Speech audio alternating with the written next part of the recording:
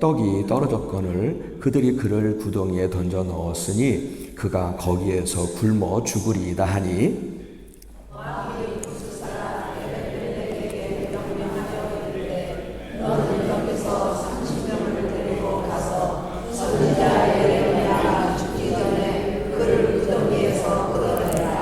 에벳멜렉이 사람들을 데리고 왕궁 곳간 및 방에 들어가서 거기에서 헝겊과 낡은 옷을 가져다가 그것을 구덩이에 있는 예레미야에게 밧줄로 내리며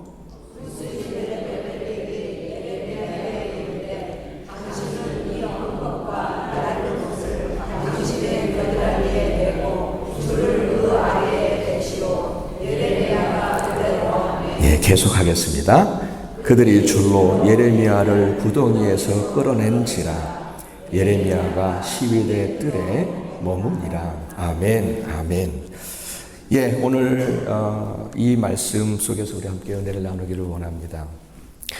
여러분, 오늘 본문 속에는 한 사람이 나옵니다. 그 사람의 이름은 발음도 어려워요. 그렇죠? 에벳멜렉이라고 하는 한 사람이 나옵니다. 그는 왕궁의 내시였어요. 그리고 구스인이라고 소개하고 있습니다. 이 구스인은 에티오피아 사람을 말합니다. 그 뒤에 그 아래에 살고 있는 아프리카 대륙에 있었던 에티오피아 사람입니다. 그러니까 유대인이 아니라 이방인이었다는 거예요. 이방인. 그런데 그는 하나님을 참 신실하게 섬겼던 사람이었어요. 그런데 참 아이러니하게도요, 이 예레미야가 죽을 위험에 처해 있을 때에 그를 구한 것은 하나님을 섬긴다고 말하는 유대인들이 아니라, 이스라엘 사람들이 아니라 예레미야 선지자를 구하는데 가장 결정적인 역할을 한 사람이 바로 이 에벳멜렉이라고 하는 이방인이었다는 사실입니다. 그렇죠?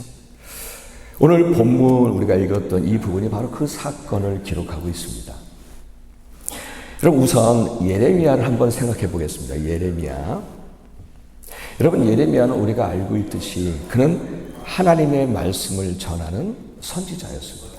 그렇죠? 그러니까 그냥 자신의 생각과 자신의 마음에서 나오는 그런 말을 전한 사람이 아니라 그는 정말 온전히 하나님의 말씀을 전한 그런 사람이었습니다. 그렇죠? 우리는 그렇게 알고 있죠. 그렇죠? 또 성경에서도 그것을 분명하게 증거하고 있고요.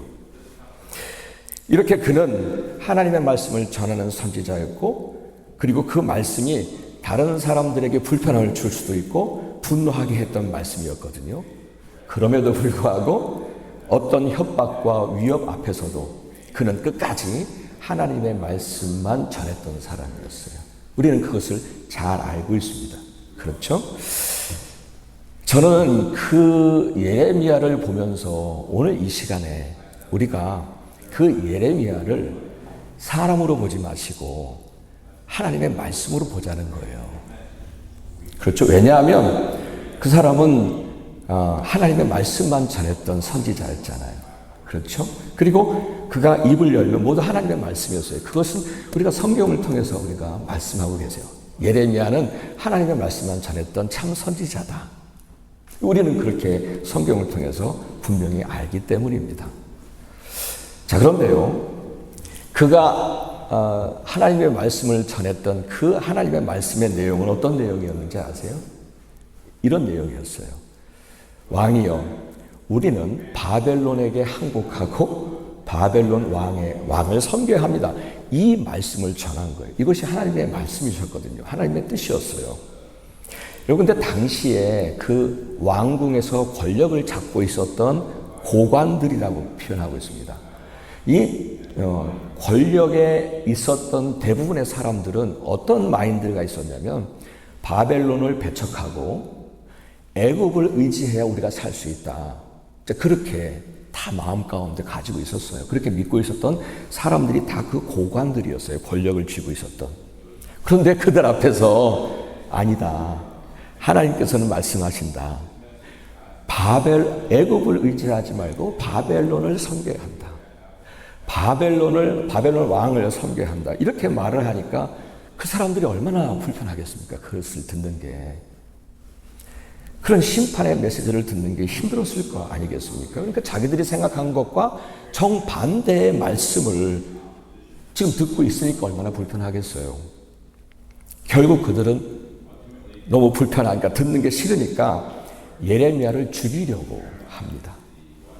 그래서 여기 보시면은 물 없는 구덩이에 던지게 되는데요. 여러분, 그 선지자를 죽이는 것은 자신들도 두려워서인지 직접 죽이지는 못합니다. 그러니까 그냥 물 없는 웅덩이에 던져서 그냥 굶어 죽게 한 거죠.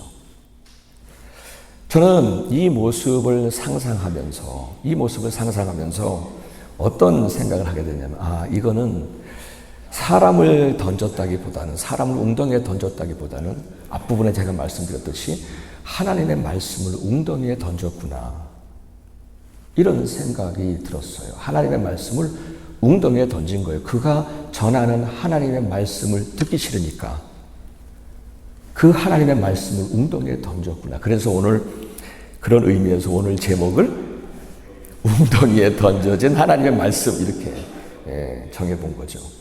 사랑하는 여러분, 우리의 모습 속에서도 혹 이런 모습이 있지 않을까 싶습니다. 가끔은 우리가 살아가고 있는 이 현실과 맞지 않은 말씀들을 들으실 때가 있으실 거예요. 그렇죠? 그것을 듣고 읽으실 때가 있을 거예요. 또한 우리가 일상 속에서도 때때로 내 양심과 또 마음을 통해서 우리가 성령님께서 우리를 깨닫게 하시는 그 음성을 우리가 듣게 되거든요. 비록 그 음성들이 내 생각과 내 마음과는 다르지만 분명히 그것이 하나님의 원하시는 뜻인 것을 우리 안에서 성령님께서 알게 하시거든요. 맞지요? 예, 우리 안에서 이것이 하나님의 뜻이야. 이것은 하나님의 뜻이 아닌데 우리로 하여금 알게 하십니다. 믿습니까? 여러분 다 그 경험하시죠? 다 여기서 말씀하고 계세요. 근데 그 말씀을 들으면서 이런 상황에서는 그 말씀이 맞지 않아. 내가 처한 이 상황에서는 그 말씀대로 하면은 그건 좀 아닌 것 같아.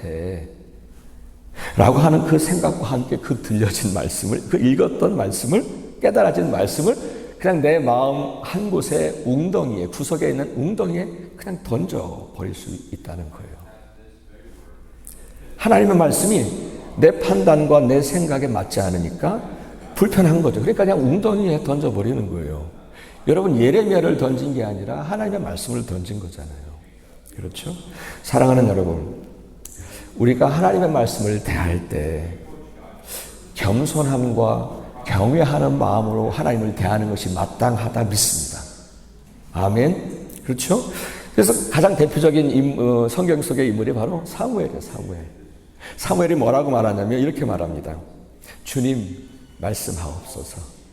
내가 주의 종이 듣겠나이다. 이것이 우리의 자세가 되어야 할 줄 믿습니다. 하나님의 말씀 앞에서는. 또한 어제 나누었던 말씀입니다마는, 본문입니다마는 42장 6절에 보시면은 요하난이라고 하는 사람이 이런 말을 합니다. 우리 한번 읽어볼까요? 우리 함께 하겠습니다. 시작. 우리에게 좋든지 좋지 않든지를 막론하고 순종하려 하니라. 우리가 우리 하나님 여호와의 목소리를 순종하면 우리에게 복이 있으리라. 여러분, 이거 많이 들었던 말씀 아니에요? 그리고 여러분들도 많이 이렇게 고백했던 말씀이라고 생각해요. 하나님, 내가 듣기 좋든지 듣기 어렵든지 하나님 말씀에 그냥 순종하려고 합니다. 우리는 이렇게 쉽게 계속해서 우리는 고백하면서 살아왔던 사람들이에요. 저도 마찬가지예요. 우리 이런 말씀들을 고백하면서 살아왔어요. 하지만 이 요하난이라고 하는 사람이 이 경우에는 거짓된 고백이었어요. 말로는 굉장히 신실한 신앙인처럼 이렇게 말을 했지만 결국은 자기 뜻대로 애국으로 갔거든요.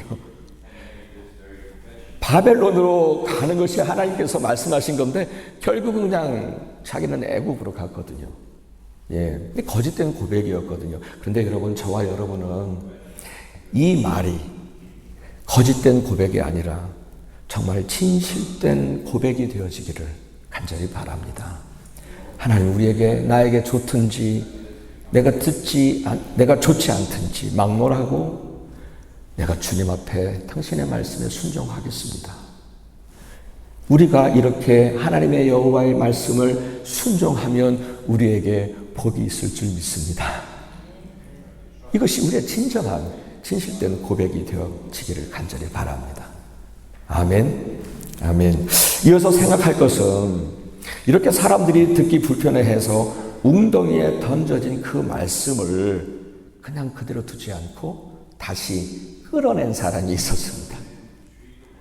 다시 끌어낸 사람이 있었습니다. 그 사람이 바로 에벳 멜렉이라고 하는 사람이었다는 거예요. 에벳 멜렉. 이 사람은 왕궁의 넷이었고, 근데 그가 왕궁을 벗어나서 베냐민 문이라고 하는 곳에서 있는 왕에게까지 찾아갑니다. 왕궁을 나가서 왕에게 찾아가는 거예요. 찾아가서 이렇게 말합니다. 왕이여, 이런 일은 악합니다. 그런 말을 합니다. 그래요, 여러분. 하나님의 말씀을 웅덩이에 던져 넣는 일은 결코 옳지 않습니다. 결코 옳지 않습니다. 그렇죠?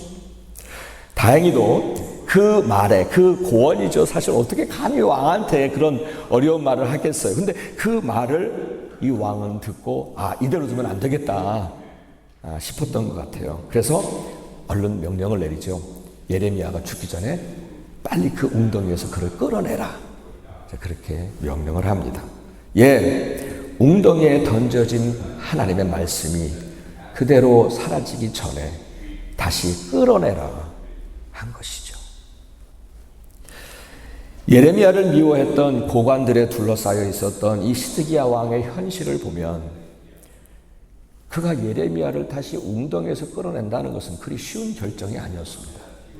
지금 자기들 주변에는 모두가 앞부분에 말씀을 드렸듯이 다 애굽을 의지하고 애굽으로 가자고 하는 사람들이 있는 건데, 그 가운데서, 그 둘러싸여 있는 가운데서 시드기야 왕이 그 예레미야를 다시 끌어낸다는 것은 그리 쉽지 않았던 결정이었을 것입니다.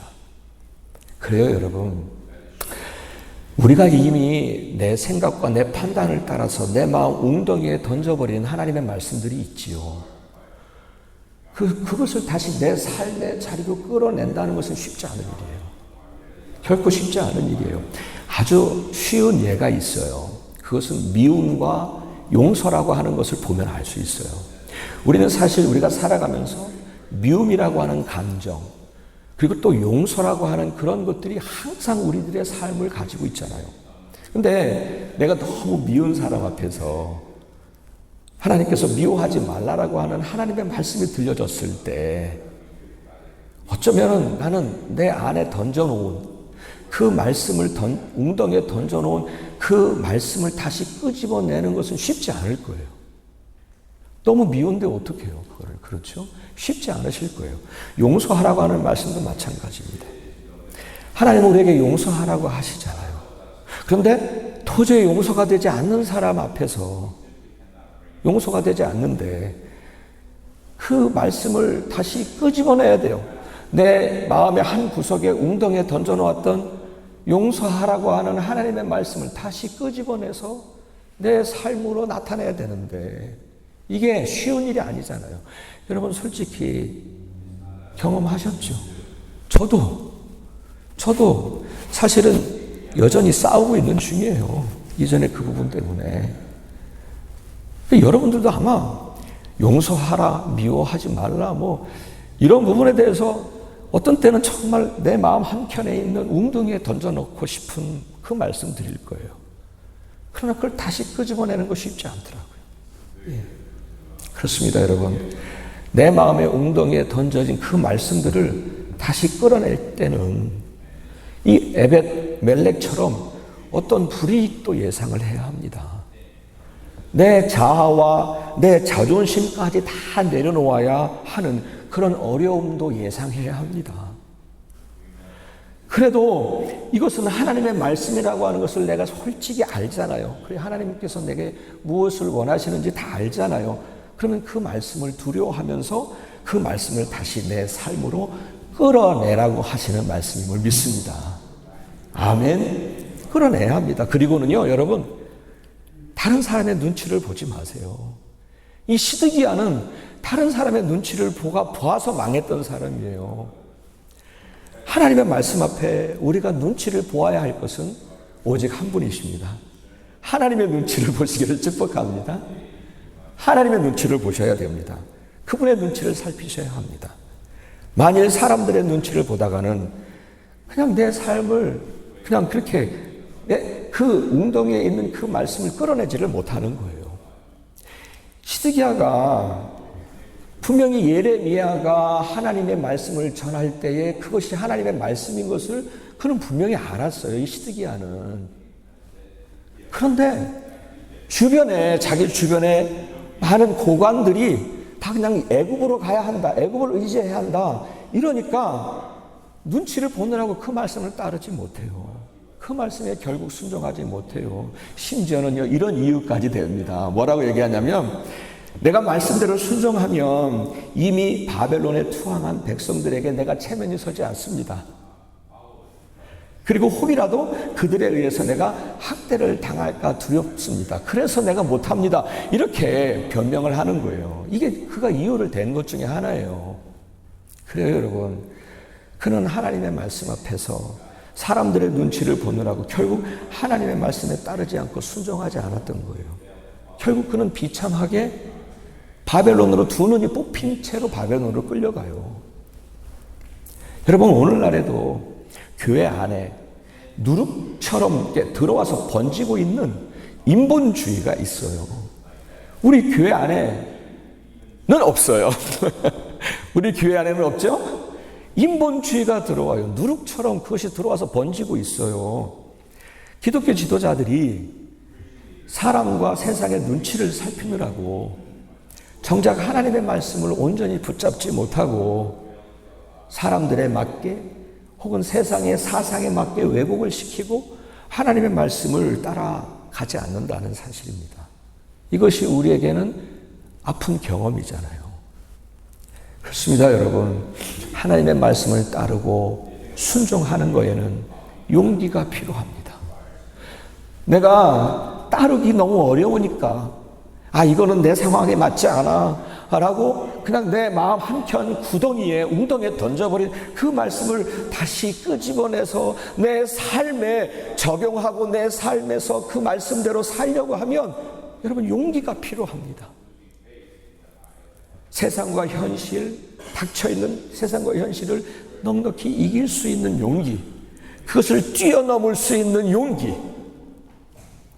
하나님의 말씀대로 살려고 할 때에 사람들에게 내 체면이 구길 수 있다는 용기, 내 체면 구길 수도 있어요. 그 용기.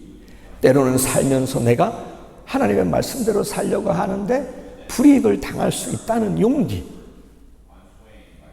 때로는 세상에 어떠한 것을 잃어버려도 나는 두렵지 않다는 용기, 그리고 하나님의 말씀 앞에서 사람들의 시선과 정에 흔들리지 않겠다는 용기가 필요합니다.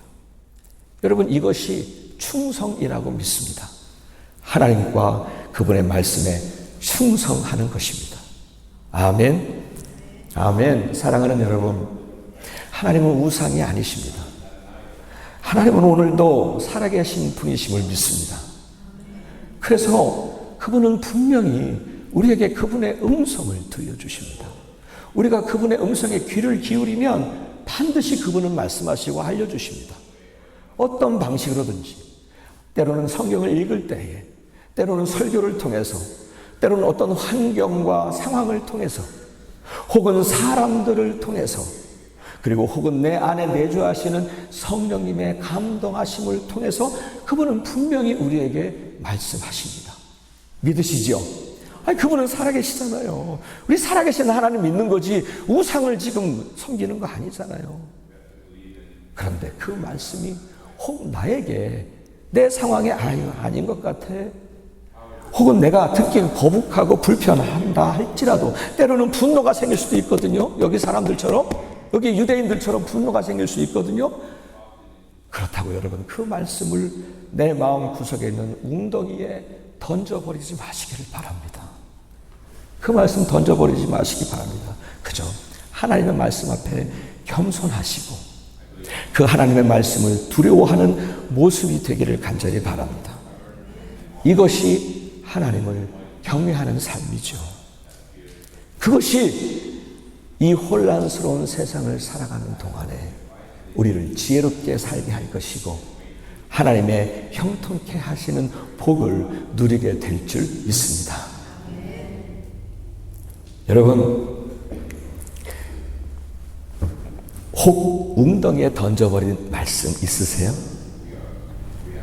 내 마음 구석에 그냥 하나님께서 이걸 원하시는 것을 알면서도 나는 아직 어려워요. 웅덩이에 던져버린 말씀 없으세요? 그거 다시 우리 삶으로 끌어내야 합니다. 에벳 멜렉처럼 그 말씀을 다시 끌어내야 합니다. 내 일상에 그것이 순종으로 나타나야 할 줄 믿습니다. 아멘. 그런데 이렇게 에벳멜렉처럼 그렇게 살았을 때 하나님께서는 39장에서 에벳멜렉에게 이렇게 약속을 하십니다. 우리 39장 제가 적었어요. 16절부터 18절까지 우리 세 구절 쭉 한번 읽어 나가도록 하겠습니다. 함께 하겠습니다. 시작. 너는 가서 구스인 에벳멜렉에게 말하기를 만군의 여호와 이스라엘의 하나님 말씀에 내가 이 성에 재난을 내리고 복을 내리지 아니하리라 하나 한 나의 말이 그날에 내 앞에서 이루리라. 여호와의 말씀이니라. 내가 그날에 너를 구원하리니 내가 그 두려워하는 사람들의 손에 넘겨주지 아니하리라. 내가 반드시 너를 구원할 것인즉 내가 칼에 죽지 아니하고 내가 노략물같이 내 목숨을 얻을 것이니 이는 내가 나를 믿었음이라. 여호와의 말씀이니라 하시더라. 아멘. 아멘. 예, 그 위험한 상황에서도 예레미야를 웅덩이에서 끌어냈던 이 에벳멜렉에게 그 어려운 상황에서도 웅덩이에 던져졌던 그 하나님의 말씀을 끌어냈던 에벳멜렉에게 하나님은 약속하시는 거예요. 환난과 엄습하는 재난이 엄습하는 그날에, 힘들고 어려운 그날에, 좌절과 절망으로 답답해하며 주저앉아 있는 그날에, 누군가의 도움이 간절히 필요한 그날에, 내가 원치 않는 상황에 갇혀 고통스러워하는 그날에, 그리고 다른 것들이 다 파괴되고 무너지는 그날에 약속하십니다. 그날에 내가 너를 반드시 구원할 것이다.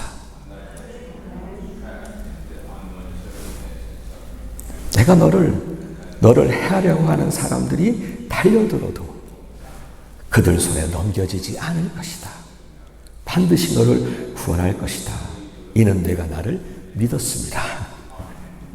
아멘. 아멘. 이렇게 약속하신 말씀을 듣습니다. 자, 이제 정리하면서 마무리하고 싶습니다. 사랑하는 여러분, 이스라엘 백성들을 생각해 봅니다.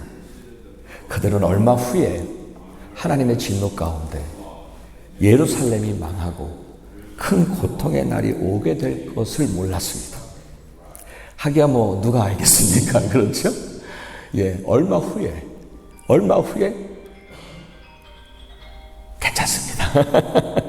예, 얼마 후에 그런 일이 있을 것이라고 하는 것을 모르고 있었습니다. 그리고는 당장 그들 눈앞에 당장 하나님의 말씀이 거북하고 싫다고 해서 하나님의 말씀을 웅덩이에 던져버렸던 사람들. 감사합니다.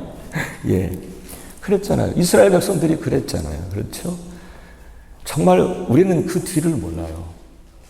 예, 그 뒤를 모르지만, 그래 모르니까 당장 그들은 그냥 하나님의 말씀이 불편하니까 그냥 웅덩이에 던져버린 거예요. 그런데 성경의 역사는 말해줍니다, 우리에게. 그것이 얼마나 그들의 삶을 황폐하게 한 결과였는지, 그들의 삶을 얼마나 철저하게 무너지게 했는지를 우리는 성경의 역사를 통해서 우리는 보게 되었습니다. 그러나 그 웅덩이에 던져진 하나님의 말씀을 끌어내어서 끌어내었던 그 에벳멜렉을 하나님께서는 그런 날이 온다 할지라도 그날에 그를 어떻게 구원하셨는지를 우리에게 보게 하신 줄 믿습니다. 사랑하는 여러분, 하나님의 말씀이 때때로 내 안에 있는 정욕과 욕심과 충돌해요. 그러다 보니까 불편하기도 하고 거북스럽습니다. 때로는 이게 무슨 이 시대에 맞아 라고 말할 수도 있을 것입니다. 그러나 여러분, 하나님의 말씀을 대하실 때는 그 말씀을 두려워하는 마음이 있으시면 축복합니다. 그래서 이거를 혹이라도 정말 예레미야를 던져 넣었던 것처럼 그 말씀을 내 마음 한켠에 있는 웅덩이에 던져 넣지 마시기를 축복합니다. 어찌하든지 물론 쉽지 않을 거예요. 그래서 다시 그것을 끌어낸다는 것은 쉽지 않을 것입니다. 때로는 내가 그 말씀대로 살려고 끌어내서 그 말씀대로 살려고 순종하려고 하면 때로는 내가 불이익을 당할 수도 있을 것입니다. 때로는 여러분 그 말씀대로 살려고 하면요 사람들에게 무시를 당할 수도 있어요. 사람들에게 무시를 당할 수도 있어요. 하지만 여러분, 그러니까 우리가 더 순종해 보자고요. 어떠한 상황에서도 하나님의 말씀에 더 순종하고 그 말씀 속에서 살아가는 우리 말씀의 사람들이 되어지기를 간절히 바랍니다. 우리 무엇이 우리의 기준이겠습니까? 하나님의 말씀만이 우리의 삶을 살아가는 방식이며 우리의 삶을 살아가는 길임을 믿습니다. 그 말씀 붙잡고 승리하시기를 주의 이름으로 축복합니다.